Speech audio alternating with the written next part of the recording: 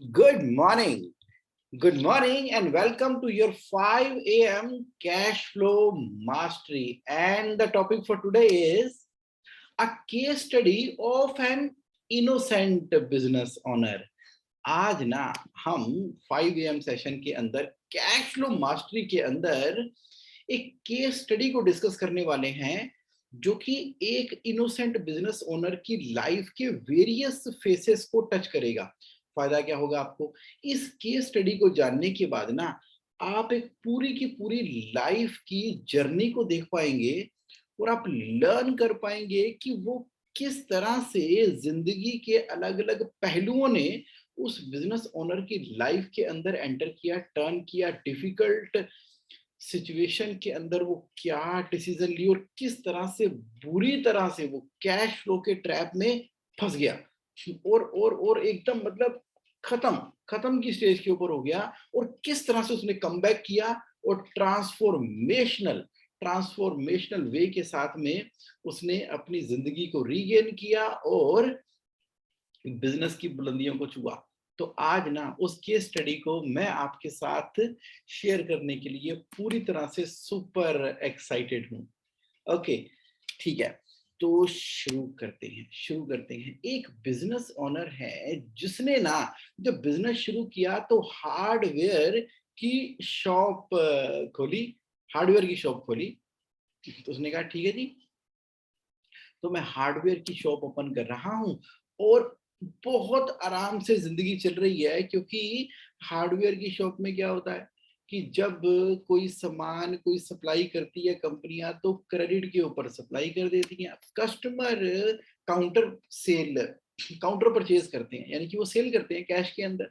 तो जिंदगी ना बहुत ही मजे से चल रही है, पीसफुली चल रही है। महीना, 2 महीने, 3 महीने, साल, 2 साल, 3 साल, 5 साल हो चुके हैं। हार्डवेयर की दुकान खुली हुई है, घर में पैसा आ रहा है, जिंदगी सारी तरीके से चल रही है और वो बिजनेस कर रहा है। किस तरह से? हार्डवेयर की शॉप रन कर रही है। अब क्या हुआ? संडे का दिन था। संडे का दिन था और उस दिन ना अचानक उसकी दुकान के ऊपर एक बहुत बड़ा बिल्डर आया। कहीं गए होंगे साइट पे, कोई रिक्वायरमेंट पड़ी होगी। तो बिल्डर जो मेन था वो अपनी टीम के साथ ही आ गया कुछ सामान लेने के लिए उनकी शॉप के ऊपर। तो उन्होंने कहा कि हम ना बहुत सारी दुकानें ढूंढ रहे थे लेकिन ये वाला जो डोर क्लोजर है हमें मिल नहीं रहा था। तो पता लगा आपके पास इस तरह के डोर क्लोजर होते हैं, तो आप हमें एक प्रोवाइड कर दीजिए, दिखाइए, सैंपल दिखाइए, इमरजेंसी है आज के लिए। तो अब बातचीत का सिलसिला शुरू हुआ, चाय मंगा ली गई, वो बिल्डर आए थे। बात करते करते ना उस बिल्डर ने हमारे हार्डवेयर वाले बिजनेस ओनर को गाइड किया कि भाई आप अगर सुबह दुकान खोलते हो शाम को बंद करते हो, उतने ही रोटेशन के अंदर आप अपना काम करते रहते हो, तो एक तरह से तो आपकी फिक्स इनकम हो गई। आप ग्रो कब करोगे, तरक्की कब करोगे? उतनी सी ही दुकान है जितनी है, उतना ही सामान आ सकता है जितना आ सकता है, उतने ही नंबर ऑफ कस्टमर आ सकते हैं, वॉक इन हो सकते हैं। तो आपकी तो इनकम का एक दायरा फिक्स हो गया। किसने कहा? बिल्डर ने। किसको कहा? हार्डवेयर वाले हमारे इनोसेंट बिजनेस ओनर को ये वाली बात बोली। अब बात लॉजिकल सी लग रही थी। तो बिल्डर ने कहा हमारे साथ ग्रो करो, हमारे साथ ग्रो करो। किस तरह से? कि आप ना जैसे अब दुकान तो खोल के बैठे हो, इतने बढ़िया इंसान हो, आपसे 10-15 मिनट बात करके इतना अच्छा लगा, तो मैं आपको अपॉर्चुनिटी देता हूं कि हमारे तो प्रोजेक्ट चलते रहते हैं, तो आप हमें बल्क में सप्लाई कर दिया करो। अब इतने सारे फ्लैट बनने हैं, सभी के अंदर डोर क्लोजर लगने हैं, उसके अलावा हार्डवेयर का जाने कितना सामान लगता रहता है। तो आप भले इंसान हो तो आप हमें सप्लाई किया करो। बस ये है कि हमारी पेमेंट टर्म थोड़ी क्रेडिट के ऊपर है, हम 2 महीनों के बाद पेमेंट करते हैं 60 दिनों के अंदर, तो थोड़ा बहुत आपको पैसा इन्वेस्ट करना पड़ेगा। बिल्डर ने कहा। तो बिजनेस ओनर ने कहा ठीक है, ओके डन, करेंगे शुरुआत।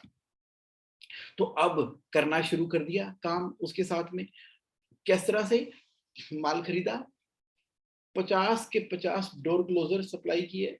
अगली बार उसको हार्डवेयर की और कुछ सामान चाहिए था, वो सप्लाई किया बल्क में, और ना रोटेशन बन गई।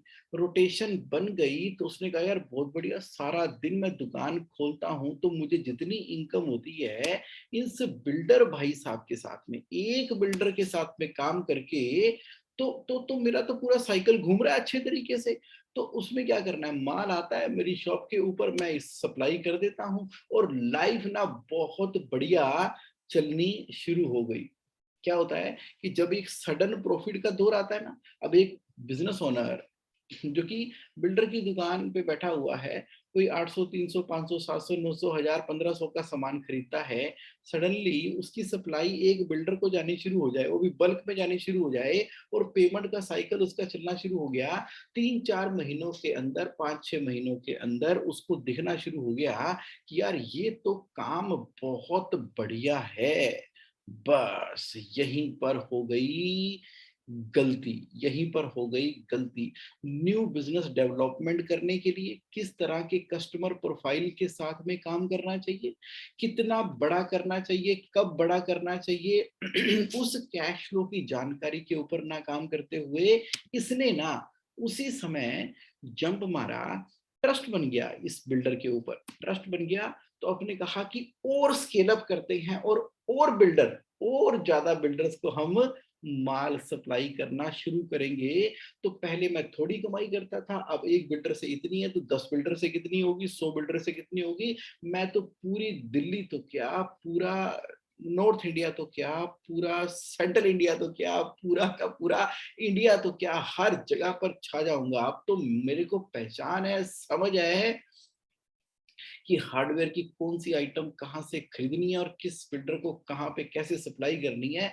बस वो ना सडनली उस इनोसेंट बिल्डर ने अपने सपनों की उड़ान को ना बहुत ज्यादा गति और स्पीड दे दी। और आपको पता है सारे बिल्डर सेम नहीं होते, सारे बिल्डर सेम नहीं होते।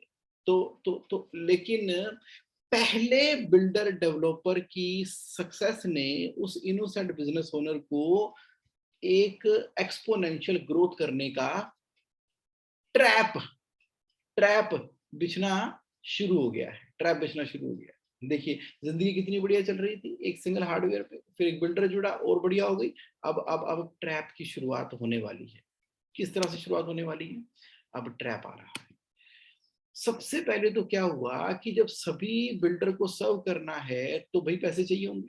अब पैसे का सबसे आसान तरीका क्या है, बैंक से लोन। भाई इनकम टैक्स रिटर्न अच्छी जा रही है, कई सालों से जा रही है, अपनी शॉप है, सामान पड़ा हुआ है, इन्वेंट्री पड़ी हुई है, तो माल चाहिए। तो उन्होंने कहा कोई दिक्कत नहीं है, जिस बैंक में करंट अकाउंट था उस बैंक के अंदर बोला कि कोई बात नहीं भाई साहब, हम आपकी लिमिट खोल देते हैं, आपको लोन मिल जाएगा, जितना आपको चाहिए ले लो, और उस हिसाब से आपकी वैल्यूएशन वगैरह करके लोन दे देते हैं। अब बिल्डर पे बिल्डर ऐड हो रहे हैं, सामान सप्लाई करना है, पैसे की रिक्वायरमेंट है, और काम बढ़ गया, काम बढ़ गया। अब उनको क्या चाहिए, उनको तो क्रेडिट पे माल मिल रहा है, फ्री में माल मिल रहा है एक तरीके से, और उसने सप्लाई करना शुरू किया। इधर से जो बैंक लोन ने एंटर करना शुरू कर दिया है बिजनेस ओनर की लाइफ के अंदर, और लिमिट ना महीने, 2 महीने, 3 महीने, 6 महीने के अंदर हर बार एडहॉक लिमिट बढ़ाने की रिक्वायरमेंट आती चली जा रही है, क्योंकि काम ही इतना बढ़ गया है। अब अब एक लेवल तक तो ठीक है, लेकिन अब कलेक्शन के इशू आने शुरू हो गए। कलेक्शन के इशू क्या आने शुरू हुए कि कभी एक या एक से ज्यादा बिल्डर जो है वो डिले करते हैं पेमेंट के अंदर। हाँ देते हैं, करते हैं, आ जाएगा। अब कलेक्शन करना एक बहुत बड़ा इशू बन चुका है। अब पेमेंट आ नहीं रही है, सप्लायर को पेमेंट करनी है, क्या करें। वर्किंग कैपिटल का जो जो जो सर्कल है ना, वो चोक होना शुरू हो गया, वो चोक होना शुरू हो गया। फाइनेंशियल प्रेशर बिल्टअप होना शुरू हो गया है कि मतलब अब ना सुबह जब वो उठता है तो बस ये होता है कि ये लंबी सी लिस्ट लेके वो इनोसेंट बिजनेस ओनर बैठ जाता है।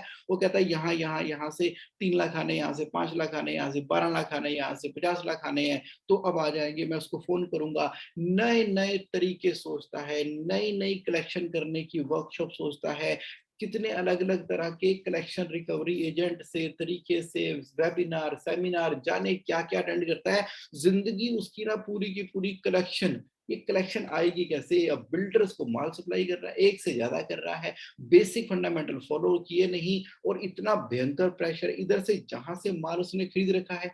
आपको मालूम है हार्डवेयर की चीजों के अंदर जो बल्क में प्रोडक्शन करते हैं वो बड़ी कंपनियां हैं। अब बड़ी कंपनियों का अपना पेमेंट साइकिल होता है, अगर वो पेमेंट साइकिल के हिसाब से पेमेंट ना करो तो बड़ी कंपनियां तो सीधा का सीधा ब्लैक लिस्ट कर देती हैं, माल सप्लाई नहीं करती। फिर आगे आपको डीलर डिस्ट्रीब्यूटर से खरीदना पड़ता है, वो आपको महंगा पड़ता है, वो महंगा पड़ता है, कैश डिस्काउंट मिलता नहीं, और उसके बाद मार्केट में जो क्रेडिबिलिटी खराब होती है वो अलग होती है। तो यानी कि जो उसको देना है वो तो दे रही है, लेकिन जो उसको मिलना है वो डिले हो रहा है, कलेक्शन के इश्यू आने शुरू हो गए हैं। अब वो परेशान, क्या करें? अब ना वो लोन के ट्रैप में फंसना शुरू हो गया। क्यों? पैसे तो देने हैं। तो किसी ने उसको सजेस्ट किया कि भाई साहब एक काम करो, आप ना पर्सनल लोन अप्लाई कर दो, 10-10 लाख की 10 बैंकों में 10 फाइलें लगा दो, बहुत सारे बैंकों में। क्योंकि 10 लाख की 10 बैंकों में 10 फाइलें लगाओगे तो सिविल रिकॉर्ड तो सभी को विजिबल होगा नहीं, आपको तो पुराना सिविल रिकॉर्ड ही नजर आएगा, जो आपकी बैंक की ओवरड्राफ्ट लिमिट और टर्म लोन चल रहा है। और आपको क्या होगा कि 10-10 लाख के 10 लोन एक ही बार में पास हो जाएंगे सेम फाइनेंशियल के ऊपर। वरना अगर आप इकट्ठा 1 करोड़ का लोन अप्लाई करोगे तो मिलेगा नहीं। उसको बात जच गई, तो उसने क्या किया, और ट्रैप की गहराई में फंसता चला गया, दलदल में फंसता चला गया। तो उसने ना क्या था, चलो ठीक है, कम से कम बैंक से पैसा आएगा 1 करोड़ रुपए। ये जो सप्लायर है शर्मा जी, गुप्ता जी, वर्मा जी, या X and Y company, P and Q company, वहां ब्लैक लिस्ट ना हो जाऊं, वहां पे मेरा कैश डिस्काउंट ना मारा जाए। तो उठा के उसने लोन की एप्लीकेशन डाल दी, और 10 के 10 लोन, आपको पता है लोन पास कराने वाले एजेंट तो करा ही देते हैं पास, कैसे भी करके, साम दंड भेद। वो कहते हैं कि देखो जी आपका ना पर्सनल लोन जो होगा ना 18% पर एनम के हिसाब से मैं करा दूंगा, लेकिन आपकी पहली फाइल 24% पर एनम के हिसाब से लगी। कोई बात नहीं, अभी आप पहला ले लो, 24% पर एनम के हिसाब से ले लो पर्सनल लोन, और बाद में इसको 18% कर देंगे। थोड़ा आपका ट्रैप बन जाएगा, थोड़ा आपका ट्रैक बन जाएगा। ट्रैक और ट्रैप, देखो ट्रैप ही वर्ड आ रहा है। थोड़ा आपका ट्रैक बन जाएगा तो इंटरेस्ट भी कम करवा देंगे, अभी तो पकड़ो, अभी तो मुसीबत से जान निकालो। उन्होंने कहा चल ठीक है यार, वो उसने दे दिया। 18 से लेके 24% पर एनम के हिसाब से पर्सनल लोन पास हो चुके हैं। और बाद में पता लगा कि ये पर्सनल लोन करने वालों ने फाइल चार्जेस, प्रोसेसिंग चार्जेस, पता नहीं भगवान जाने कौन कौन से चार्जेस लोन ट्रांसफर करते समय उसी में से काट लिए। मान लिए 9 लाख का लोन नहीं दिया, लोन दिया 8,50,000 रुपए का, और लेटर आया पूरा 10 लाख रुपए का। कहता भाई साहब ये लोन मेरे नाम पे 10 लाख रुपए का दिख रहा है, लेकिन मेरे बैंक में पैसे 8.5 लाख रुपए आए हैं। वो एजेंट कहता कोई नहीं जी, वो 1.5 लाख रुपए ना आपको पता ही है, वो थोड़ा बहुत ना बैंक इंश्योरेंस कर देता है, मेडिकल इंश्योरेंस, लाइफ इंश्योरेंस, आपको पता है बैंक सेफ होके चलते हैं, तो उन्होंने उसके पैसे पहले से काट लिए हैं। बस फर्स्ट टाइम है ना आपका, फाइल चार्जेस, प्रोसेसिंग चार्जेस, तेरे चार्जेस, मेरे चार्जेस, पूजा चार्जेस, मेरे डांस चार्जेस, मेरे पता नहीं कौन कौन से हिडन चार्जेस काट कूट के दिमाग खराब कर दिया। तो उसने कहा चल ठीक है, आने दे जो आया। अब आए बाद में गए पहले, क्योंकि जब बैंक में पैसे आ जाते हैं, बैंक में पैसे आते हैं, फिर कुछ दिखाई सुनाई नहीं देता। उसने कहा उस सप्लायर की पेमेंट को क्लियर करो। अब देखो हमारे इनोसेंट बिजनेस ओनर ना ट्रैप में फंसते चले जा रहे हैं, ट्रैप में। अब लोन का ट्रैप तो शुरू हो चुका है, लेकिन साथ में क्या शुरू हो गया, ईएमआई का ट्रैप शुरू हो गया, ईएमआई का। अब 10 लोन वो है, एक टर्म लोन बैंक से चल रहा है, और ऊपर से बैंक का ब्याज हर एक महीने की फर्स्ट तारीख को डेबिट हो जाता है। अब हर नाउ एंड देन एक या ज्यादा ईएमआई कहीं बाउंस ना हो जाए, बस उसी को प्रोटेक्ट करने में लगे हुए हैं। कौन? हमारे इनोसेंट बिजनेस ओनर फंस गए ईएमआई के ट्रैप के अंदर। अब जिंदगी पहले चल रही थी कलेक्शन को कलेक्ट करने के लिए, कलेक्शन को कलेक्ट करने का जब इशू चल ही रहा है, तो साथ में बैंकों से लोन लेने का चक्कर शुरू हो गया। बैंकों से लोन लेने का चक्कर शुरू हुआ तो ईएमआई का ट्रैप शुरू हो गया। तो अब ना पूरा का पूरा फोकस लग गया है सुपर कमांडो की तरह प्रोटेक्ट करना, कि मेरी कोई ईएमआई बाउंस ना हो जाए। तो टोपियां घूम रही है, कोई कैश में दस्ती में पैसा इधर उधर से पकड़ा तो जमा कराया, तो कहीं से कोई कस्टमर को रिक्वेस्ट की, कहता चलो ऑन अकाउंट इतना ही भाई साहब दे दो ताकि मेरी ईएमआई ट्रैप ना हो जाए। अब इतना जब जंजाल फंस गया, इतने सारे personal loan, term loan, CC limit लेके, तो उसको बड़े ही रिनाउंड रिनाउंड लोन के कंसल्टेंट मिलने लगे, मैनिफेस्टेशन होने लगी। कहते कोई तो ऐसा बंदा होगा जो मेरे डेप्ट को ठीक कर देगा। अब उस रिनाउंड लोन कंसल्टेंट ने उसको बड़ी प्यारी सलाह दी। क्या दी? मैजिकल जादू एडवाइस दी। ये ना सभी को मिलती है, जो इस ट्रैप में फंस जाते हैं सभी को मिलती है मैजिकल एडवाइस, कि भाई साहब आप एक काम करो, आप ना ये इतना जो खिलारा डाल रखा है, ये क्या कर रखा है आपने? पहले तो उस रिनाउंड लोन कंसल्टेंट ने खूब खूब डांट मारी हमारे इनोसेंट बिजनेस ओनर को। अब वो डांट खा रहा है लेकिन डांट खाने के बाद एडवाइस भी क्या दी कि देखो जी, आप सारे लोन्स को इकट्ठा करके मैं आपका डेप्ट रीस्ट्रक्चर कर देता हूँ। ये बैंक ट्रांसफर होगा, सारा का सारा उठा के आपका हम यस बैंक में ले जाएंगे, या सारा का सारा उठा के आपका एचडीएफसी में ले जाएंगे, यस बैंक में ले जाएंगे, पीएनबी में ले जाएंगे, पीएसबी में ले जाएंगे, एसबीआई में ले जाएंगे। अरे बात तो एक ही है। किसी ना किसी एक बैंक का नाम लेके बोला कि सबको इकट्ठा करके जोड़ तोड़ करके, अब होगा क्या, इससे आपका रेट ऑफ इंटरेस्ट भी कम हो जाएगा। देखिए कितना फायदा होगा, बहुत जबरदस्त फायदा होगा। आपने 18 से 24% में ले रखा है, मैं आपको इतने लाख का फायदा करा दूंगा। फायदा फायदा फायदा फायदा फायदा फायदा करा देंगे। अच्छी बात है, कराना चाहिए, बहुत अच्छी बात है। और ये एडवाइस गलत नहीं है, एडवाइस सही है, मैं ये नहीं कह रहा कि एडवाइस गलत है। लेकिन लेकिन हम किसी और स्टोरी के अंदर है, हम हैं उस ट्रैप की स्टोरी के अंदर। पहले वो कलेक्शन इशू में था, फिर बैंक लोन के इशू में था, फिर ईएमआई ट्रैप के अंदर था, अब डेप्ट को रीस्ट्रक्चर करवाने के ट्रैप के अंदर हमारे भाई साहब फंस गए हैं। तो बैंक ट्रांसफर की कहानी शुरू हो गई, बैंक ट्रांसफर की कहानी शुरू हो गई। चलो जी, अब उसने एक काम और कर दिया।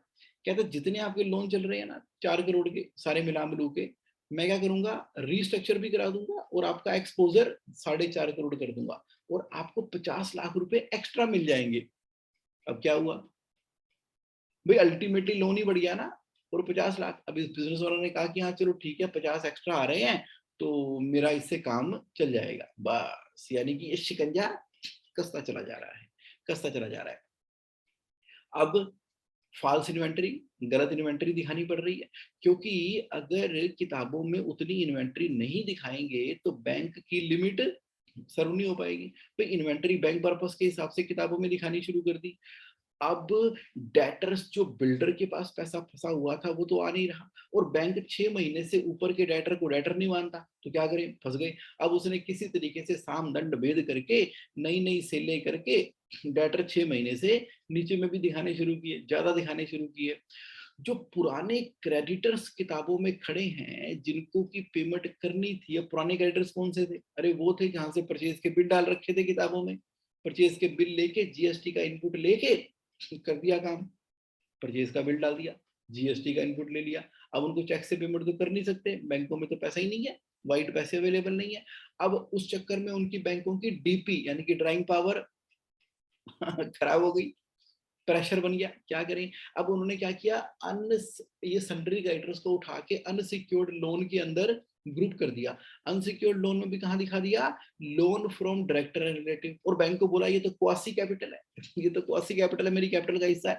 यानी कि विंडो ड्रेसिंग करके, गलत मलत इन्वेंट्री दिखा के, क्रेडिटर्स को अनसिक्योर्ड लोन दिखा के, डायरेक्टर की कैपिटल डाल के, किताबों में जर्नल वाउचर एंट्रियां जेवी डाल डाल के डाल डाल के किताबों का कर दिया बेड़ा गर्क, बेड़ा ही गर्क कर दिया किताबों का। अब हो क्या गया, हो क्या गया, बैंक कह रहा है कि आपकी लिमिट सर बहुत ज्यादा है, अगले महीने आपकी लिमिट में नीचे कर दूंगा। अगले महीने आपकी लिमिट नीचे हो जाएगी। बैंक से लेटर आ चुका है, पिछली ऑडिटेड बैलेंस शीट जमा कराओ, पिछली ऑडिटेड बैलेंस जमा कराओ, आप प्रोविजनल बैलेंस शीट देते रहते हो, जमा कराओ। तो अब इस तरीके, नहीं नहीं हमारी सेल बढ़ रही है, किसी ने सलाह दी आप एक काम करो, हाई सी सेल कर लो अब ये हाई सी सेल क्या होती है? किसी ने कहा बस कुछ नहीं जी, आप किताबों में परचेज करेंगे, किताबों में सेल कर देंगे, जीएसटी की रिटर्न में दिखा दिया जाएगा, और किताबों में हाई सी सेल आ जाएगी। हाई सी सेल क्या होती है? बाहर बाहर से, बाहर बाहर से, ये भगवान ही जाने क्या होता है बाहर बाहर से। लेकिन लेकिन लेकिन जो लोग ये कर रहे हैं वो मुस्कुरा रहे हैं वो मुस्कुरा रहे हैं, कहते हैं जगमोहन आज तो खूब ना हमारे पुराने दर्द खोल खोल के ना पतोल पतोल के चेक कर रहा है। ना ना ना ना किया था ना, अपनी बैंक की लिमिट को प्रोटेक्ट करने के लिए हाई सी सेल किताबों में नकली सेल दिखानी शुरू कर दी ताकि बैंक की लिमिट बचे। अब उसके बाद क्या हुआ, अब हाई सी सेल दिखाओगे तो क्या होगा, जितने डेटर है ना उतनी सेल है। मान लीजिए सेल है साल की 5 करोड़, तो 5 करोड़ के डेटर है। बंदा पूछे कि तुम क्या करते हो, सेल करते हो, पैसे नहीं लेते। चलो एंट्री रोटेट कर भी रहे हो, लेकिन रोटेशन कहीं ना कहीं फंस जाती है, क्योंकि एक्चुअल में बिजनेस कुछ और है, किताबों में बिजनेस कुछ और हो चुका है। सारी की सारी फाइनेंशियल रेशो जो है ना वो डिस्टर्ब हो गई, डिस्टर्ब हो गई। कौन सी रेशो, बहुत सारी रेशो होती है। अब हाई सी सेल करनी है तो जीपी मार्जिन मात्र चुन्नू सा दिखेगा, एकदम 1% आधा परसेंट दिखेगा। अब उससे चक्कर में क्या होगा, जीपी रेशो खराब, एनपी रेशो खराब, आरओआई खराब, डेप्ट इक्विटी खराब, उसके बाद डेटर डेज खराब है, क्रेडिटर डेज खराब है, इन्वेंट्री टर्न खराब है, कैश कन्वर्जन साइकिल भी खराब हो गया, करंट रेशो भी खराब हो गई है, क्विक रेशो भी खराब हो गई है। क्या करें, वर्किंग कैपिटल अननेसेसरली किताबों में इतनी ज्यादा बढ़ी हुई है कि कोई देखे कि क्या कर रहे हो आप ये वर्किंग कैपिटल के लिए 12 की 12 रेशो का बैंड बजा हुआ है किताबों के अंदर। बुरा ही हाल हो गया। क्यों, क्योंकि बैंक की लिमिट बचानी थी। अरे कहां से शुरू किया था, शुरू कहां से किया था, शुरू किया था कि अच्छी भली शानदार सी प्यारी सी एक हार्डवेयर की दुकान चल रही थी, वहां पर आराम से बैठ के जिंदगी चैन की बंसी बजा रहे थे।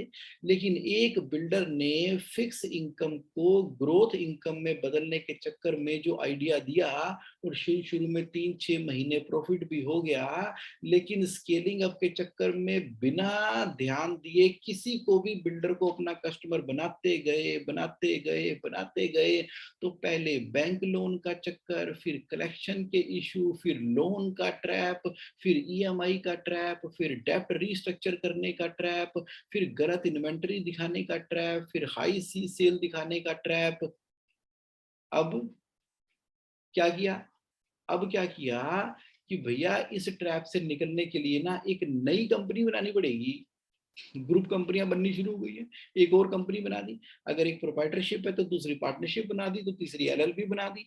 अब एक कंपनी दूसरी कंपनी को सेल कर रही है, परचेज सेल कर रही है, क्या कि ये रेशियो राशो तो ठीक हो। दूसरी जो नई कंपनी और बैंकों को रिक्वेस्ट रिक्वेस्ट करके एप्लीकेशन डाल के जान पहचान करा के डीएसए वीएसए बात करके हेड ऑफिस से फोन करा के नए केस की तरह रिप्रेजेंट करते हुए, वाइफ को वुमन इंटरप्रेन्योर दिखाते हुए, जो मतलब साम दंड भेद हो सकते थे सब कुछ करा के एक ही कंपनी दूसरी कंपनी को सेल कर रही है। तेरी सेल मेरी परचेज, मेरी परचेज तेरी सेल कर करा के अब क्या हो गया, अब असली बिजनेस तो रह गया एक तरफ, अब फुल टाइम काम हो चुका है उस इनोसेंट बिजनेस ओनर का अपनी किताबों को मैनेज करना। अब क्या हुआ, जिन कंपनियों से उल्टे सिलटे परचेज सेल के बिल कर रखे थे उनमें से एक कंपनी एनसीएलटी में चली गई।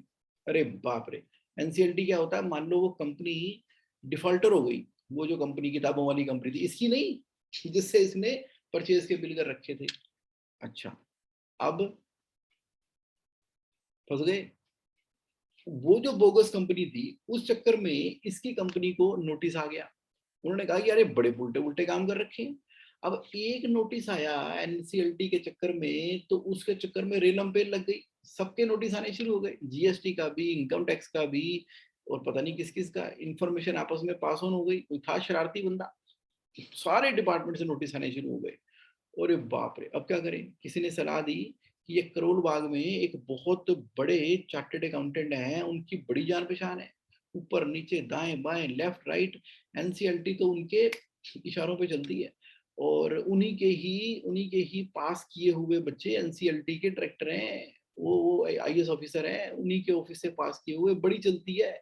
आप उन रिनाउंड प्रोफेशनल को हायर करो, उसके बगैर गति नहीं है, उसके बगैर गति नहीं है। अब रिनाउंड प्रोफेशनल के पास चले गए, वो तो एक एक सीटिंग के 5 लाख रुपए लेते हैं अब हमारे इनोसेंट बिजनेस ओनर फंस गए, इधर कुआं, उधर पहाड़ तो इधर खाई, उधर पहाड़ तो इधर खाई, क्या करें? अरेस्ट वारंट निकल रहे हैं, अरेस्ट वारंट, अरेस्ट वारंट, क्योंकि आपने अमानत में खमानत कर रखी है। जीएसटी के, टीडीएस के, पता नहीं कौन कौन से इशू हैं, किताबों में पैसे खड़े हैं, किताबें बोल रही हैं, रिटर्नें फाइल हुई हैं, बैंकों की डिटेलों में चल रही है। तो कहते क्या हो गया यार, ये क्या हो गया? मतलब मैं तो एक प्यारा सा, छोटा सा, नन्हा सा, इनोसेंट सा, अमेजिंग सा, चुपचाप करते हुए बिल्डर हार्डवेयर को माल सप्लाई करता था। एक संडे को पता नहीं क्या मैंने उनसे प्यार की दो मीठी बातें कर दी, तो मैं तो आज जिंदगी की किस अवस्था के अंदर फंस चुका हूँ, फंस चुका हूँ, फंस चुका हूँ। इंटरेस्ट कोस्ट बुरी तरीके से किताबों में हाई हो चुकी है। अब ब्याज ही ब्याज भरी चली जा रहा है, प्रिंसिपल तो एज इट इज ही खड़ा हुआ है। पूरी तरह से एंग्री है, फ्रस्ट्रेटेड है, आग बरस रही है अंदर से, आग बरस रही है। अब उधर से जो बिल्डर है, जहां से पैसे आने हैं, अब वो भी धीरे धीरे बैड डेप्ट में कन्वर्ट होने शुरू हो गए। कलेक्शन इंजन पे थोड़ा सा टाइट किया तो उन्होंने कहा निकाल लो तुमने जो पैसे निकालने हैं, नहीं देते पैसे, अड़ गए वो भी। बहुत सारे बिल्डर अपने आप में ही डिफॉल्टर हो गए। Oh my God, oh my God, oh my God. अब तो ना वो उस दिन को ना बुरी तरीके से कर्स करता रहता है जब उसने इस तरह का स्केलेबल मॉडल बनाने के बारे में सोचा था। लेकिन आज ना कोई रिवर्स गियर उसके पास अवेलेबल दिखाई नहीं दे रही। फंस गया, फंस गया, बुरी तरीके से फंस गया, जिसे कहते हैं ना फाइनेंशियल ट्रैप के अंदर ना निचोड़ दिया गया। कभी आपने गन्ने का रस पिया? गन्ने का रस अगर नहीं पिया तो नहीं पिया आपने, पता है? ओके। तो गन्ने का जो रस होता है ना, जब गन्ने को आप मशीन में डालते हो ना, दो पहिए ऐसे घूम रहे होते हैं, दो पहिए ऐसे घूम रहे होते हैं। अब एक बिजनेस के अंदर उसके कस्टमर का पहिया है, बिल्डर का, सप्लायर का पहिया, एक तरफ बैंकों का पहिया। अब उसके अंदर ना हमारा इनोसेंट जो बिजनेस ओनर है वो एकदम चूसा जा रहा है, चूसा जा रहा है पूरी तरह से। पहले उसका रस निकला, फिर और रस निकला, फिर और रस निकला, अच्छे से उसको चूस दिया है इस पूरे माहौल ने। और रही सही कसर यहाँ पर निकल गई, जब होता है ना, जब कोई गन्ने का रस निकालता है तो बिल्कुल सूखे हुए गन्ने को भी ना ऐसे टेढ़ा करके बीच में नींबू डाल के फिर डाल देता है मशीन के अंदर। यानी कि चूसा गया, पूरी तरह से चूसा गया ये फाइनेंशियल ट्रैप के अंदर। अब ये नींबू यहाँ रख दिया गया, नींबू, नींबू रखूं मैं उसके अंदर, गन्ने के अंदर, ये रखा नींबू, नींबू रखता हूं मैं गन्ने के अंदर। कोविड आया था, उसके अंदर क्या हुआ? गवर्नमेंट ने कहा जिसको जितना ऑलरेडी लोन चल रहा है ना, उसका 20% आपको इमरजेंसी क्रेडिट लाइन हम दे रहे हैं। तो उसने कहा चलो 20% गवर्नमेंट लोन दे ही रही है, अनसिक्योर्ड लोन दे ही रही है, इतने लोन मेरे आसपास चल रहे हैं, ये भी आड़ दे। उसने ये भी ले लिया। चलो जी, हो गया काम, रही सही कसर यहाँ से भी निकल गई। उसने इस अपॉर्चुनिटी को ले लिया। अब जिसे कहते हैं ना नेल ऑन द कॉफिन, एक और कील ठोक दिया गया।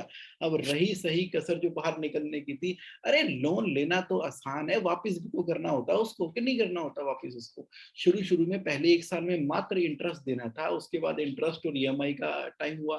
कोविड के बाद तो कई बैंकों ने खटाक एक ही साथ में सारा का सारा पिछले 3-6 महीनों का जो आउटस्टैंडिंग था सारा का सारा निकाल लिया, तो हो गया पूरा का पूरा काम। अब क्या हो रहा है, जो एसेट थोड़े बहुत बने थे, एक के बाद सारे के सारे एसेट बिकने शुरू हो गए, शॉप गई, और जो भी उसने एसेट बना रखे थे सब निकलने शुरू हुए। बैंक ने उसको बड़े नॉमिनल से रेट के ऊपर टेक ओवर करना शुरू कर दिया। मार्केट रेट चाहे कितना भी हाई हो, आपको पता है कि बैंकों में जो कोलेटरल दिया होता है, बैंक अपनी अमान्य पमान्य रेट लगा के सस्ते वस्ते के अंदर ही उसको निपटा देता है। सुनता ही नहीं हमारी, सुनता ही नहीं हमारी, तो निकाल के ले गए औने पौने दामों के ऊपर हमारे एसेट को। ट्रांसफॉर्मेशन, ट्रांसफॉर्मेशन, अब जितनी खड्डे में गिर सकते थे ना वो गिर गया। अब यहां से ना जब उसने पूरी उम्मीद हार दी, सब कुछ हो गया, फिर करते कराते जब ये केस मेरे पास आया, इसको मैं केस ही बोलूंगा इनोसेंट बिजनेस ओनर का केस ही बोलूंगा। तो जब ये केस मेरे पास आया, तभी मैं इसको केस स्टडी बोल रहा हूँ। मेरे पास केस आया, मैंने उनसे डिस्कस किया। पहले तो मैंने उनको अच्छे तरीके से हौसला दिया, हौसला दिया, मैं कोई दिक्कत नहीं है। लाइफ के अंदर ना कई बार गलत डिसीजन हो जाते हैं, आप कई बार गलत ट्रेन में चढ़ जाते हो, तो कोई बात नहीं, कोई बात ही नहीं है, सांस आ रही है ना, खुश हो ना, बस ये लो, चाय पियो, जूस पियो, लस्सी पियो, जो मन कर रहा है पियो, खुश रहा करो, खुश, ठीक है? ये तो एक फाइनेंशियल सिचुएशन है। ये तो एक फाइनेंशियल सिचुएशन है जो हो गई, गलत हो गई, अब हो गई है। उसके लिए हमें अलर्टनेस हो गई। यानी कि इसके अंदर आपने अपनी ज़िंदगी का समय लगाया, ये कॉस्ट, पैसे लगाए, वो कॉस्ट, मेंटली डिस्टर्ब रहे, ये कॉस्ट। तो जितना प्राइस आपने पे करना था, पे कर दिया। अब आज के बाद ना आपकी सिर्फ़ और सिर्फ़ तरक्की होगी। उसने कहा, "जगमोहन भाई बड़े हौसलों की बात कर रहे हो, बड़ी अच्छी बात कर रहे हो। मुझे ये तो नहीं पता कि फ्यूचर में जाके मेरा क्या होगा, लेकिन ये पता है कि अभी बहुत अच्छा लग रहा है। अभी मैं बहुत हल्का रिलीव कर रहा हूँ और आपसे बात करके जगमोहन भाई ऐसा लग रहा है कि जैसे मैं कोई फँसा हुआ इंसान आपके पास नहीं आया।" लिटरली बोला उसने। आपके पास ऐसे लग रहा है कि मैं कोई कोई कांड या गलत काम करके नहीं आया, मैं कोई बहुत महान काम करके आया हूँ और इस काम करने की वजह से अब मुझे आगे बहुत बड़ी लर्निंग और तरक्कियाँ होने वाली हैं। आपसे बात करके ऐसा लग रहा है। तो मैंने कहा बिल्कुल ऐसा ही होने वाला है। क्योंकि क्योंकि जब लाइफ हमें लेसन्स टीच करती है ना, लाइफ हमें लेसन्स टीच करती है, सबसे जल्दी वो लाइफ के लेसन हमारे दिमाग में बैठते हैं। कोई टीचर ना कितना भी पढ़ा ले, नहीं पढ़ा जाता। आप कितनी भी किताबें पढ़ लो, कितनी भी किताबें पढ़ लो, हाँ जी, मोटी-मोटी किताबें पढ़ लो, बहुत सारी पढ़ लो। मान लो किताबें हैं, बड़ी सारी किताबें हैं, फॉर एग्जांपल ये बहुत सारी किताबें हैं, पढ़ लो, कर लो, सब कुछ कर लो, बहुत कुछ कर लो, लेकिन वो किताबें पढ़ते-पढ़ते नींद भी आती है, ठीक है? प्रोफेसर के पास चले जाओ, लेकिन जो लाइफ लेसन सिखाती है ना लाइफ, वो इतनी तेजी से समझ आते हैं ना। मैंने कहा आप तो एकदम बेस्ट वाला लेसन सीख कर आए हो कैश फ्लो, कि आप सुपर एक्सपर्ट बनोगे। उन्होंने कहा जगमोहन बस करो, हौसले देना बंद करो, मैं समझ गया कि इस प्रॉब्लम से निकला जा सकता है, लेकिन निकालो तो सही। मैंने कहा आ जाओ निकलते हैं। सबसे पहले तो मैंने ना उनको एक बात जो बोली, वो ये बोली मैंने उनको कि भई ऐसा है कि बिल्कुल फ्रेश स्टार्ट करेंगे, फ्रेश एवरी डे मॉर्निंग जैसे सूरज चमकता है। ओए होए होए होए! क्या शानदार मौसम होता है। सुबह 4 बजे उठो, उसके बाद बाहर देखो, अभी सूरज निकला नहीं हुआ, ब्रह्म मुहूर्त का समय है। हल्का-हल्का आपको महसूस हो रहा है। भीनी-भीनी, प्यारी-प्यारी, ठंडी-ठंडी हवाएँ आपके चेहरे पे लग रही हैं। आप बालकनी में खड़े हो। फिर धीरे से आपका वो जो लालिमा उठी, उसके बाद जो है थोड़ा-थोड़ा उजाला होना शुरू हुआ। उजाला हुआ, भोर का है, चिड़िया चहचहा रही हैं, एकदम निश्चिंत सा माहौल है, सभी दुनिया वाले सो रहे हैं। एक अजब गजब की शांति है पूरे के पूरे एनवायरनमेंट में। और आपने बाहर चलना शुरू किया, सामने पार्क है, पार्क में चले गए, पेड़ पौधों पत्तों के पास अपनी पैरों की चप्पलें उतार के आप नंगे पांव चल रहे हो, हल्की हल्की ओस नीचे आपकी लग रही है और चिड़ियों का चहचहाना, ऊपर आसमान देख रहे हो और एकदम निश्चिंत हो, एकदम फ्रेश फ्रेश महसूस कर रहे हो आप। तो पहले तो एकदम फ्रेश महसूस करो, उस तरीके से कर लिया। अब डिक्लेयर कर दो कि today is the first day of the rest of your life. देखो आज पहला दिन है, आज पहला दिन है बची हुई जिंदगी का। पीछे जो होना था वो हो गया, ओके डन। अब आज से नई शुरुआत कर रहे हैं, नई शुरुआत कर रहे हैं। जब मन खुश रहेगा तो अच्छे-अच्छे आइडिया आएँगे, तो आगे तरक्की-तरक्की होनी है। तो उसने कहा ठीक है, मान गया। तो मेरी ये पहली एडवाइस थी बिज़नेस ओनर को। तो उसने कहा कि जगमोहन भाई मैं कैश फ्लो कोच के पास आया हूँ कि स्पिरिचुअल कोच के पास आया हूँ? मैंने कहा कैश फ्लो कोच के पास आए हो, कैश फ्लो कोच के पास। लेकिन शुरुआत के लिए एकदम रिफ्रेश तो होना पड़ेगा ना। उन्होंने कहा ठीक है, रिफ्रेश हो गया। चलो, फिर मैंने कहा अब आपको ना जीएसए का कैश फ्लो इंजन फॉलो करना है एज इट इज फॉलो करना है। तो इसको ना इंस्टॉल कर लो, कहां पर? अपनी बिजनेस और लाइफ के अंदर।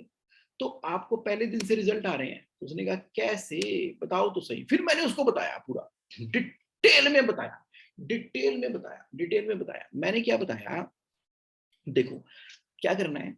सबसे पहले तो पर्पस ऑफ बिजनेस जो है ना आपका, आप हार्डवेयर की दुकान चलाते हो, तो आपका पर्पस है adding value in life of people, यानी कि बेस्ट क्वालिटी का सही मटेरियल, सही कस्टमर को जिसको नीड है और जिसको व्यापार करने की समझ है, जो खरीदता है और पैसे दे भी सकता है, खरीदता है पैसे दे भी सकता है, उसकी क्रेडिबिलिटी, उसका प्रोफाइल। या तो कैश में सेल करो, कैश में सेल करो तो ठीक है, अगर कैश में सेल नहीं कर, कैश यानी कि एडवांस में सेल करो, अगर एडवांस में सेल नहीं करते तो एलसी पे सेल करो, एलसी पे सेल नहीं करते, अगर उसकी क्रेडिबिलिटी है तो क्रेडिबिलिटी को पहले जांचो, क्रेडिबिलिटी है भी कि नहीं, उससे कुछ व्यापार करके देखो, संबंध स्थापित करके देखो, लॉन्ग टर्म के अंदर किस तरह से बिहेव करता है, तो उसको क्रेडिट जो है वो एडवांस से 15, 15 से 30, 30 से 90, इस तरह से आपने उसकी लाइफ के अंदर वैल्यू ऐड करनी है पूरी कमिटमेंट के साथ में, लेकिन एकदम इनोसेंट नहीं हो जाना कि ठीक है कोई बात नहीं जो भी है ले लो, सेल बढ़नी चाहिए, पेमेंट होनी चाहिए ना,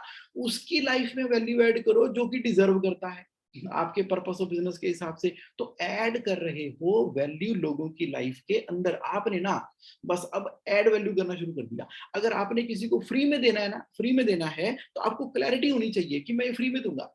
जैसे मैंने कहा मुझे पूरी क्लैरिटी है कि मेरे कौन कौन से कोर्सेस हैं जिसके मुझे पैसे चार्ज करने हैं और कौन सी चीजें हैं जिसका मुझे कुछ नहीं चार्ज करना, मुझे कुछ नहीं चार्ज करना और मैं बस करूंगा काम। उसी तरीके से जब आप मटेरियल सप्लाई करते हो तो आप उस बिल्डर को फ्री सप्लाई करने वाले हो, फ्री सप्लाई करने वाले हो कि पैसे लेने वाले हो, तो कैटेगराइजेशन आपको करनी पड़ेगी। कहते जगमोहन समझ आ गया, मुझे अपने बिजनेस का पर्पस क्लियर होना चाहिए, हो गया क्लियर, लोगों की लाइफ में वैल्यू ऐड करनी है, जगमोहन क्लियर हो गया, अब क्या करूं? मैंने कहा देखो जो भी पैसे आपके पास आते हैं ना, वो देखो ये बादलों से ना यूनिवर्स से पैसों की बरसात हो रही है, और जो भी कलेक्शन आपकी आएगी वो इनफ्लो अकाउंट में आएगी, आ गई इनफ्लो अकाउंट से ऑटोमेटिकली ये ब्लू कलर में पानी जो है निकल के 10% आपके दूसरे बैंक अकाउंट में जाएगा जिसका नाम है कैश रिजर्व। जब ये भर जाएगा उसके बाद ये पानी यहां से निकला और ये एक्सपेंस अकाउंट में जाएगा 20%, और जब ये भर जाएगा तो यहां से पानी निकलेगा 70%, ये पहुंच जाएगा पेबल अकाउंट के अंदर। तो 4 बैंक अकाउंट हो गए। ये 1 करोड़ रुपए अगर बैंक में आया तो 10 लाख रुपए यहाँ चला गया है, 20 लाख यहाँ पे चला गया है, 70 लाख रुपए यहाँ पर चला गया है। यानी कि आपके पास एक हफ्ते के अंदर मान लीजिए 10 लाख की कलेक्शन हुई है मंडे से लेके सैटरडे तक, तो मंडे को क्या किया आपने, इस 10 लाख में से 1 लाख यहाँ डाला, 20 लाख यहाँ डाला और 7 लाख रुपए यहाँ डाला। 1 करोड़ की कलेक्शन हुई है तो 10 लाख यहाँ, 20 लाख यहाँ, 70 लाख रुपए यहाँ। ये एक वो है, यानी कि ये आपको मैंने पिक्चर डेमोस्ट्रेट कर दिया है। इंटरेस्ट बचाने के लिए क्या होना चाहिए, चारों के चारों अकाउंट अगर सीसी अकाउंट है, अगर सीसी चल रही है तो इनफ्लो अकाउंट भी सीसी है तो बाकी चारों भी सीसी होंगे। अगर इनफ्लो अकाउंट कोई लोन वो नहीं ले रखा होता आपने, उसने कहा मैंने तो ले रखे हैं, मैंने कहा स्प्लिट कर देते हैं, तो मैंने क्या किया उसके इनफ्लो अकाउंट को सीसी बना दिया और कैश रिजर्व अकाउंट को भी सीसी बना दिया। दोनों सीसी हैं, सीसी मतलब कि कैश क्रेडिट यानी कि ओवरड्राफ्ट की लिमिट चल रही है इन दोनों के अंदर। तो क्या किया, ये भी माइनस में, ये भी माइनस में। अब यहां से जब ये पैसा ट्रांसफर होता है यहाँ पर, तो जो लिमिट है ना वो अनयूटिलाइज हो जाती है, तो unutilised money equal to, unutilised money equal to cash reserve. Very good, okay. और फिर मैंने कहा जब खर्चे पे करने हैं ना, जैसे सैलरी, इलेक्ट्रिसिटी, टेलीफोन पे करने हैं, जब पे करने हैं उस दिन इनफ्लो से एक्सपेंस के अंदर ट्रांसफर होगा, सुबह आरटीजीएस जाएगी और दिन में पेमेंट हो जाएगी। और जब पेबल में ट्रांसफर करने हैं, पेबल की रिपोर्ट बनेगी, सुबह आरटीजीएस जाएगी, दिन में पेमेंट हो जाएगी पेबल अकाउंट से। ग्राफिकली कहता हूं, मुझे समझ आ गई। ग्राफिकली जगमोहन ये कहना चाहते हो कि अगर मेरे पास 100 रुपए हैं तो 10 रुपए ईयर मार्क हो गए कैश रिजर्व के लिए, 20 रुपए हो गए खर्चे के लिए और 70 रुपए हो गए सप्लायर को पेमेंट करने के लिए। तो सप्लायर की पेमेंट पेबल अकाउंट से ही जाएगी और जो सैलरी अकाउंट वाला है वो खर्चा एक्सपेंस में से जाएगा, और 3 महीने के बराबर का बैकअप होना चाहिए, किसका, खर्चों का, खर्चों का 3 महीने के बराबर का बैकअप होना चाहिए। मान लीजिए कलेक्शन आई नहीं आई, लेट हो गई, सवेर हो गई, देर हो गई, तो आप क्या करोगे, 3 महीनों के बराबर की नीचे या तो लिमिट बना रखी है या एफडी बना के ऑटो स्वाइप कर रखा है। सुनो, या तो लिमिट ले रखी है या एफडी बना के 3 महीनों की उसका ऑटो स्वाइप ले रखा है अपने करंट अकाउंट के अंदर। ओए होए, उसने कहा जगमोहन भाई तुमने तो कमाल कर दिया। कमाल कर दिया, मैंने सुना तो था प्रॉफिट फर्स्ट प्रिंसिपल के बारे में लेकिन अप्लाई नहीं किया था, ऐसे करते हैं अप्लाई? मैंने कहा हाँ। उसने कहा ये मैंने ऑटो स्वाइप एफडी के बारे में सुना तो था कि अगर आपके करंट अकाउंट में पैसे पड़े हुए हैं तो 5 लाख से ऊपर के सारे पैसे एफडी में बन जाते हैं। सुना तो था मैंने, 1 लाख से ऊपर के बन जाएंगे, जो भी अमाउंट बताओगे, 50,000 से ऊपर के पैसे एफडी में कन्वर्ट हो जाएंगे। जब भी चेक कटेगा वो ऑटोमेटिकली कंप्यूटर स्वाइप इन करेगा, स्वाइप आउट करेगा, स्वाइप इन करेगा, स्वाइप, टेक्नोलॉजी है, कंप्यूटर चलते हैं। टेक्नोलॉजी से, कहते हैं समझ आ गई, bank number 1, bank number 2, bank number 3, bank number 4। तो उसने कहा ये फिर येलो लाइन कौन सी है, ये येलो लाइन कौन सी है? मैंने कहा देखो, कैश रिजर्व के आधे के ऊपर ना एक पाइप लगा हुआ है निकलने का, यानी कि आधा कैश रिजर्व तो बिजनेस के अंदर ही रहेगा। जो आप 10% ट्रांसफर कर रहे हो, कहता 10 ही करना है क्या? मैंने कहा 10 कर लो, 5 कर लो, 2 कर लो, 1 कर लो, जो मर्जी करो। वो कहता कोई फार्मूला तो होगा ना साइंटिफिकली। मैंने कहा साइंटिफिकली फार्मूला है, जो आपके प्रॉफिट एंड लॉस अकाउंट में नेट प्रॉफिट की रेशियो होती है ना, एनपी रेशियो। एनपी रेशियो मान लो 10% है तो 10% कैश रिजर्व। अगर आपकी एनपी रेशियो 5% है तो 5%, तो उसका आधा, यानी कि आधा आधा बिजनेस में ही रहेगा, सारा नहीं निकाल लेना बिजनेस में से, सारा मत निकाल लेना, आधा बिजनेस में रहेगा। और यहां पर आप येलो कलर का एक टैब लगा दो, लगा दिया। और इस पैसे का इस्तेमाल कहां पर होगा? बिजनेस को एक्सपेंड करने के लिए, बिजनेस को एक्सपेंड करने के लिए। मान लो कोई आपने प्रॉपर्टी खरीदनी थी, लोन रीपे करना था, टर्म लोन रीपे करना था, अभी तो हम क्या करेंगे, आपके हाईएस्ट रेट ऑफ इंटरेस्ट वाले लोन को पहले पे करेंगे, पहले सेटलमेंट करेंगे। जो पंगे वाले केस है उसको तो हम कोर्ट में डाल देंगे, अपने यहाँ लड़ते रहेंगे, हमें टाइम मिल जाएगा। मैंने कहा सबको डिस्प्यूट कर देंगे उठा के, कोई दिक्कत नहीं है। एक बार सिविल का रिकॉर्ड खराब होगा होगा, होने दो, मरे खसमों को खाई, जिंदा भी तो रहना हमने। तो हमने क्या करना है, एक बार तो सभी के सभी लोन को डिस्प्यूट करके, हरासमेंट बोल के, और हमारी मेंटल स्टेट को परेशान करते, ये करते वो करते करके एक बार तो डिस्प्यूट में डाल देंगे। हीरिंग होगी 6-8 महीने के बाद, तो 6-8 महीने तक का टाइम हमारे लिए बहुत है, मारो सबको डिस्प्यूट में। तो कर दिया हमने। और फिर हमारे पास जो पैसा आ रहा है उसको बिजनेस एक्सपेंशन या लोन्स को रीपे करने के लिए इस्तेमाल करेंगे। उसने कहा साउंड्स लॉजिकल जिग्मोन। ये लेफ्ट साइड क्या है? मैंने कहा लेफ्ट साइड का मतलब ये है कि अब जो बिजनेस में इनफ्लो आता है ना, अब आप हर महीने एक फिक्स सैलरी जरूर लोगे। देखो कंपनी में एम्प्लॉय को भी सैलरी देते हो, अपने आप को भी दे दो। तो यानी कि जो आपका कैश रिजर्व अकाउंट है ना, इसमें जब 50% से ऊपर का पैसा होता है, और आप हर महीने की 7 तारीख को समझ लो सैलरी लेनी लेनी है, खटक करके आपने सैलरी निकाली। अगर आपने अपनी शॉप अपने नाम पर है, बिजनेस को दे रखी है, उसका रेंट ले लिया करो। आपने अपने बहुत सारे पैसे बिजनेस में लगा दिए, उसका इंटरेस्ट ऑन लोन ले लिया करो। यानी कि नंबर 1, सैलरी ओनर लेगा हर महीने फिक्स डेट को, रेंट बिजनेस लेगा हर महीने की फिक्स डेट को, तीसरा इंटरेस्ट ऑन लोन हर महीने लेंगे फिक्स डेट को, ले लेंगे। जो पैसे आएंगे ना, अब उन पैसों को ना फटाफट से इन 6 जार में ट्रांसफर कर दिया करो। जो पैसे बिजनेस से आए उसका आधा, जो लिए ना उसका आधा, 50% नेसेसिटी के लिए, रोटी कपड़ा मकान, 10% एजुकेशन के लिए, ट्रेनिंग डेवलपमेंट, जो भी आपने करनी है उसके ऊपर। भाई अपनी जिंदगी को भी खुश रहोगे, सारा दिन रोते रहोगे, ये मैंने क्या कर दिया, ये मैंने क्या कर दिया। अपनी मसाज कराओ, अपनी फेवरेट शर्ट पहनो, मूवी देखो, जो करना है करो, प्ले अकाउंट में से जो करना है ना करो, एंजॉय करो लाइफ को। अच्छा गिव भी करो, सोसाइटी की हेल्प करो। अगर नीडी बंदा आ गया, उसको ऑक्सीजन सिलेंडर चाहिए, दे दो। अगर उसको कोई सेवा करनी है, हेल्प करनी है, कंट्रीब्यूट करना है, जो करना है, गिव अकाउंट में से पैसे देने हैं आपने। अब घर में कोई दिवाली पे रिनोवेशन करवानी है, कोई कोई कोई वॉशिंग मशीन खरीदनी है, कुछ करना है, long term saving for spending के अंदर 10% पैसे रखो, वो उस अकाउंट से जाएगा। और एक सेविंग होती रहनी चाहिए। आप फाइनेंशियल फ्रीडम, कुछ एफडी करानी है, कोई एनएससी किसान विकास पत्र खरीदने हैं, कोई आपने पीपीएफ खरीदना है, कोई आपने म्यूचुअल फंड खरीदनी है, इंडेक्स फंड में डालना है, इंडेक्स फंड निफ्टी का, बॉम्बे स्टॉक एक्सचेंज का, कोई क्रिप्टो करेंसी खरीदनी है, कोई रियल एस्टेट खरीदनी है, कोई गोल्ड, कोई सिल्वर, कोई करेंसी, कोई एंटी, कोई पेपर, कुछ भी खरीदना है, वो फाइनेंशियल फ्रीडम अकाउंट में से खरीदोगे आप। अगर नेसेसिटी अकाउंट में पैसे बच गए तो उसको भी फाइनेंशियल फ्रीडम में डाल देना। कोई विंडफॉल गेन हो गया तो उसको भी फाइनेंशियल फ्रीडम में डाल देना। एजुकेशन में पैसे पूरे नहीं खर्च हो पाए तो उसको भी फाइनेंशियल फ्रीडम में डाल देना। तो यहाँ पर शांति आ गई, यहाँ शांति आ गई, बिजनेस में शांति आ गई, पेबल में शांति आ गई। और सारा फोकस कहाँ पर है? अच्छा सही कस्टमर आइडेंटिफाई करके, अच्छा सही कस्टमर आइडेंटिफाई करके पर्पस बिजनेस का होना चाहिए, उनकी लाइफ में वैल्यू ऐड करो। उनकी वैल्यू लाइफ में ऐड करेंगे, 10 गुना वैल्यू ऐड करेंगे तो 1 गुने का इनफ्लो आएगा। 1 गुने का 10% चला जाएगा कैश रिजर्व में, 20% चला जाएगा खर्चे में, 70% जाएगा पेबल। सप्लायर की पेमेंट यहाँ से करेंगे ऑटोमेटिकली, खर्चे की यहाँ से करेंगे, अपने पैसे यहाँ पर आ जाएंगे। अब क्या हो गया? सब चीजों के लिए एक डिसिप्लिन क्रिएट हो गया कि नहीं हो गया? बताओ हो गया कि नहीं हो गया? कहते हो तो गया, लेकिन मतलब मेरी अगर रेशियो ज्यादा है कम है तो क्या करें?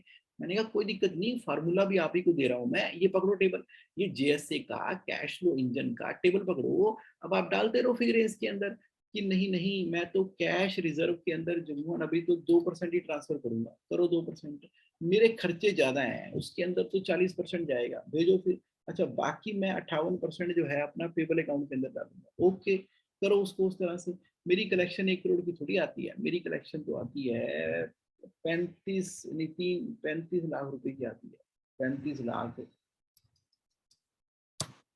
अरे जो भी आती है ये तो फार्मूला है, बढ़ जाएगा, बढ़ जाएगा, कितने की आती है, कितना इसमें जाएगा, कितना इसमें जाएगा, कितना आप ले सकते हो, कितने की सेविंग हो रही है।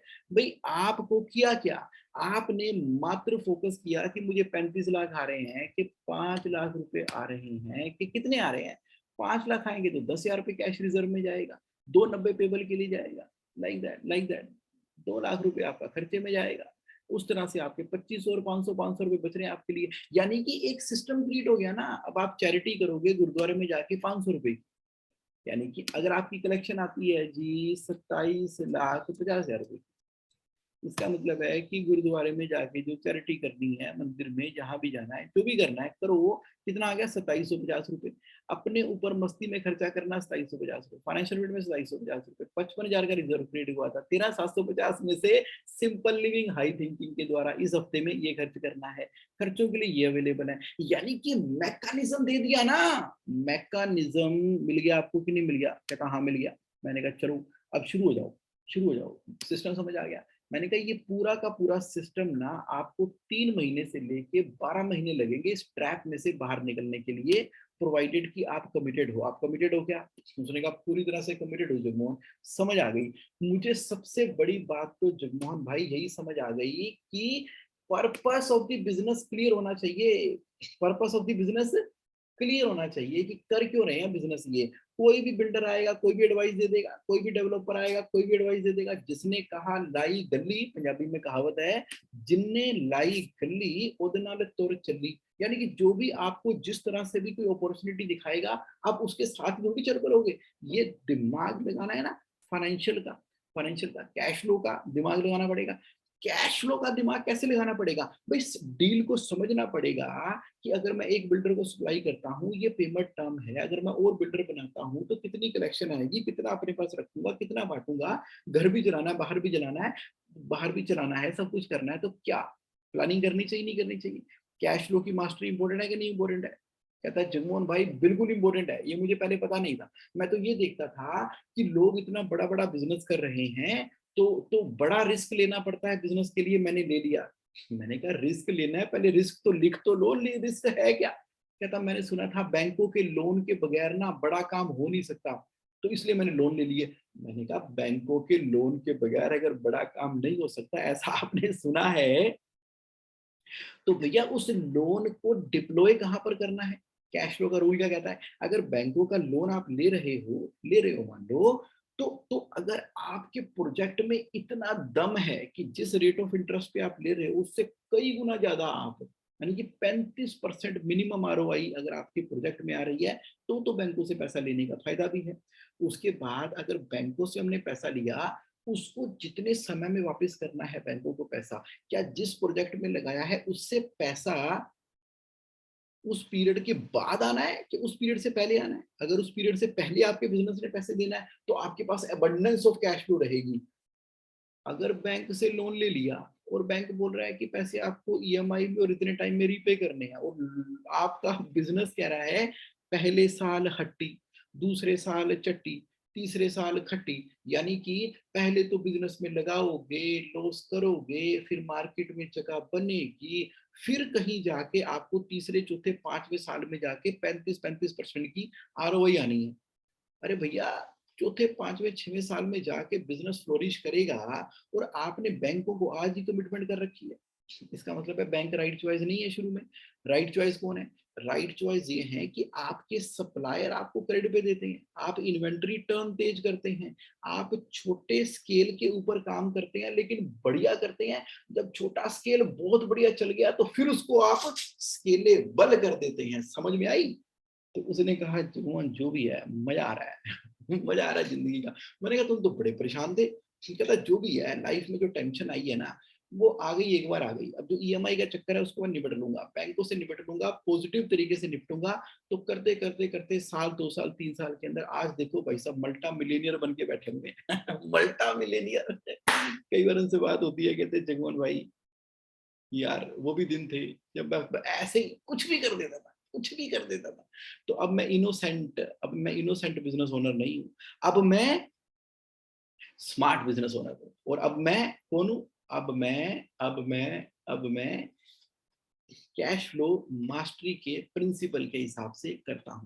मैंने कहा देखो जी, बिल्कुल सही है, आप करते जाओ, ये नॉलेज और दुनिया को भी देते जाओ, क्योंकि मैं तो मिशन पे हूँ। मैं अपनी बात करूं तो मैं तो मिशन पे हूँ, helping people to run profitable and cash rich business. आपको ना प्रॉफिटेबल और कैश रिच बिजनेस करना है, उसमें जहां जिस लेवल पे मेरी सपोर्ट आ सकती है मैं करता रहूंगा। अच्छा, जेएसए ऑनलाइन आपको मालूम ही है, www.jsaonline.in, वहां पर जाकर इस तरह की बहुत सारी video, case study, format, template सब मिल जाएंगे। मेरे से कोई क्वेश्चन पूछना हो वहां जाके आप क्वेश्चन भी पूछ सकते हैं, सब कुछ कर सकते हैं। तो आप करते जाओ, करते जाओ। मेरे से कोई बात करनी है, 1-to-1 करनी है, तो उपासना को व्हाट्सएप कर दिया करो इस नंबर पे 9818858498। तो my dear friend, thank you very much. ये था आज की केस स्टडी। तो कैसी लगी? पहले तो चैट बॉक्स में बताओ कैसी लगी, कैसी लगी आज की केस स्टडी। क्या लर्न किया, क्या लर्न किया, क्या लर्न किया आज? और कोई माइंड में क्वेश्चन आ रहा है ना, तो आप क्यू टाइप कर दो चैट बॉक्स में, मैं आपको अलाउ टू टॉक कर दूंगा। क्यू टाइप कर दो चैट बॉक्स में, अलाउ टू टॉक कर दूंगा। तो क्या कह रहे हैं Shivam Kumar ji? Amazing session sir, thank you Shivam ji for live 5 AM in the morning. अब जो वीडियो देखेंगे वो तो पूरा एंजॉय करेंगे। संजय नरवाल जी कह रहे हैं I can relate, yes, lots of learning, got it Sanjay ji, thank you. Salom ji कह रहे हैं that means do we have to create different bank account? हाँ हाँ बिल्कुल, 4 अलग सेपरेट इंडिपेंडेंट बैंक अकाउंट बनाने हैं, बिल्कुल सलोम जी। सुनील जैन जी कह रहे हैं fresh start is good, yes, मतलब जिंदगी में तो थपेड़े आते रहेंगे ना, बस today is the first day of the rest of our life. Kamal Malik ji कह रहे हैं one wrong decision can lead to total collapse of the business. बिल्कुल Kamal Malik ji, one wrong financial decision, क्योंकि बिजनेसेस ना जितने भी कोलैप्स होते हैं वो फाइनेंशियल डिसीजन की वजह से होते हैं, फाइनेंशियल डिसीजन की वजह से। अदरवाइज टेक्निकली तो करते ही रहते हैं, मेहनती तो सारे लोग हैं ही हैं। तो इसलिए अगर वो ट्रैप में फंस भी गए तो ट्रांसफॉर्मेशन करने का रास्ता हमेशा अवेलेबल है। Good system with good table, yes yes, thank you Sushil Dhawan ji, thank you very much everyone for your amazing participation. तो सलोम जी कह रहे हैं sir in what name do we have to open this account? अपने बिजनेस के नाम से। जैसे मेरे बिजनेस का नाम है JSA online support service private limited, तो मेरे 4 अकाउंट है एचडीएफसी के अंदर। ओके, अरविंद गाला जी कह रहे हैं today's case study is a live example of every one business issue, thank you, yes। तो मुझे लगा कि ये ना आपके सामने लेके आना चाहिए। के मिश्री कह रहे हैं clarity on purpose of life is something that you got, thank you.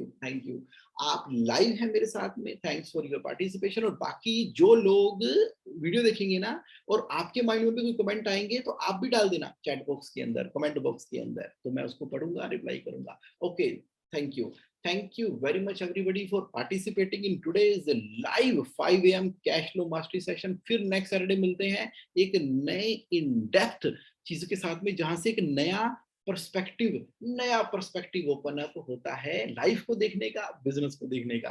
Thank you Selvam ji, that was an amazing class today sir, thank you for your encouragement, have a great amazing time ahead, bye.